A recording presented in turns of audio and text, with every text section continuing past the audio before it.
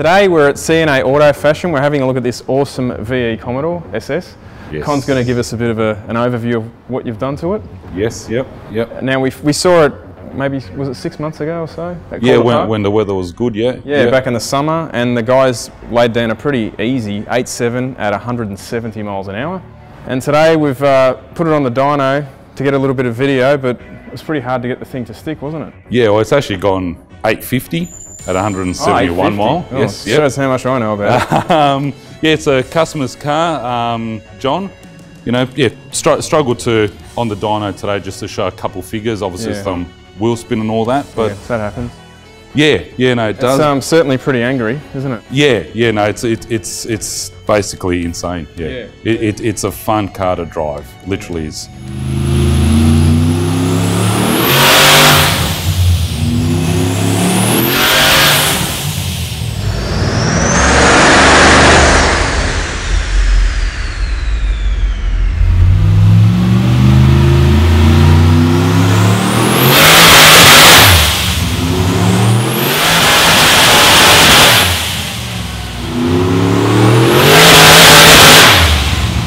So the LS engine, obviously, in this, you were saying it's a 427 cube deal? Yeah, it's a 427. We've gone about it with a LSX GM performance block, obviously a cast block, 427, so it's a 4-inch stroke, 4125 bore. Parts list, I won't go into too much detail because it's obviously, one of our big banger boost combos that we do, but to give you an idea, it's, your Dragon Slayer, Kelly's crank, Oliver Billet rods, it's a custom diamond piston units, ARP throughout. Yep. Top end of the motor, it's CNC ported LS7 heads, rockers and all that.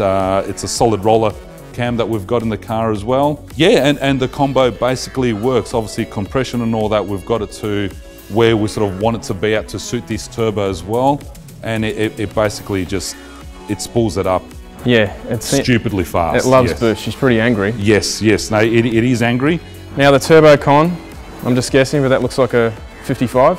Yes, Garrett GDX 5518. That's a big turbo to fit into effectively a street car engine base. Yeah, obviously, these cars were never made to have a turbo sitting there, but we've managed to do it.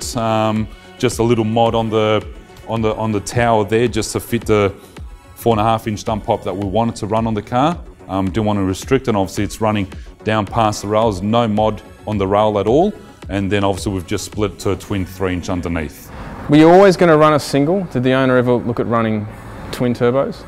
No, always want to be a single. I mean, originally it wasn't going to be where it was at. Yeah, of course. And then as the build progresses, the owner John just, wanted to go to that next level, and this is a combo for it. Yeah, I have to admit, single turbo V8s always sound sweeter. Yeah, no, it does. It does sound angry, and then obviously down to the intercooler, because it does get driven a bit on the street. We've just gone, one of our custom air-to-air intercoolers. Obviously, it's a it's enormous. 150 mil core. Does not affect any cooling flow of the radiator or anything like that. Is that just the Holden? Radio still in it? Yeah, genuine GM radio. Well, I've found, in these cars that they do work best. We've managed to fit like, your 4-inch intake and all that out of it with no mods.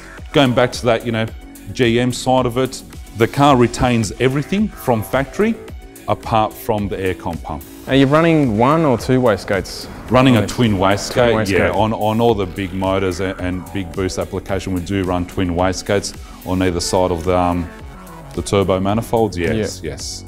Now this is a standard. For those who don't know, Holden did release these with the G8 front end.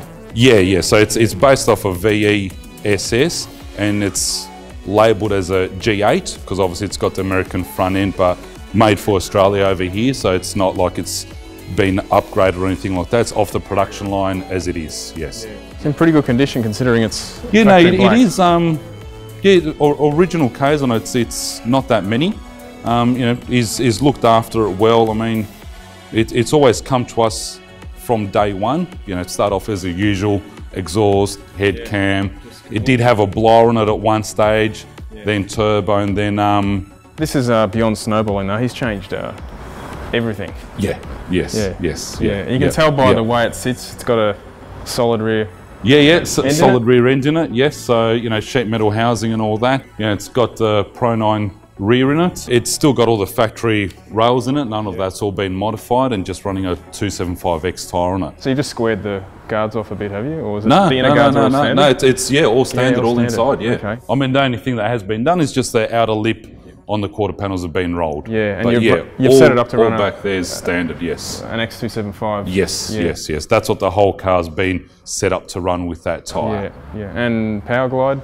No, turbo 400 in 400, it. So, yeah, obviously does make that bit hard to get it out the hole a little bit. But yeah, it does its job. Obviously, TC converter and all that in it. The guys there support us quite good. You were telling me before you've still got the GM computer on it. Yeah, no, it's still running the factory E38 ECU, and obviously we use EFI Live to tune it, so going good. It's doing everything that it should be doing, so far you've wound it up to about 20 pounds. Yes, and 171 mile an hour, just that mile an hour alone is, you know, given more track time, that's pretty close to running a 7. Yeah, well, we do want to achieve to run into the 7s with it. It is a full weight, full body car.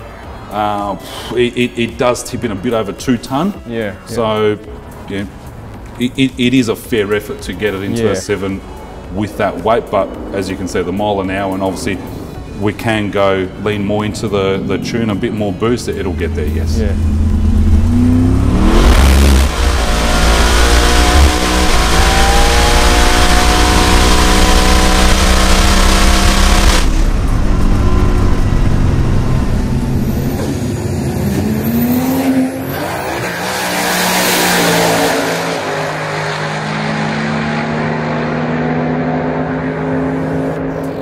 Unlike a lot of late model fast street cars in Australia, you guys have sensibly put a roll cage in it. Got a 6-point cage, obviously all tucked in as much as possible where it doesn't really stand out that much. It's an ANDRA approved cage, so the car is ANDRA checked, so you can basically go to Calder Park, race whenever, you know, and it's not going to get, you know, stopped and asked no more.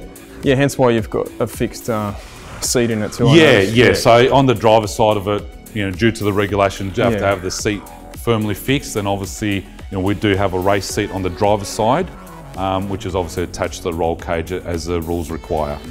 So Con, today we tried to put it on the dyno, but it's pretty hard putting something this powerful on a conventional chassis dyno. Yeah. Tried to get on to just show you guys obviously what it does, but you know, you can see how brutal it brings a boost on and how hard it is. But also with different times, we've had this thing show 790 real world kilowatts. Yep. I think that was on like 20 pound of boost, sorry. We've had on 20 pound. But I guess at the end of the day, you know, what it's ran down the quarter shows its true power. Yeah. There's more in it, and you know, obviously keep an eye out, and we'll keep you guys posted with it. Awesome.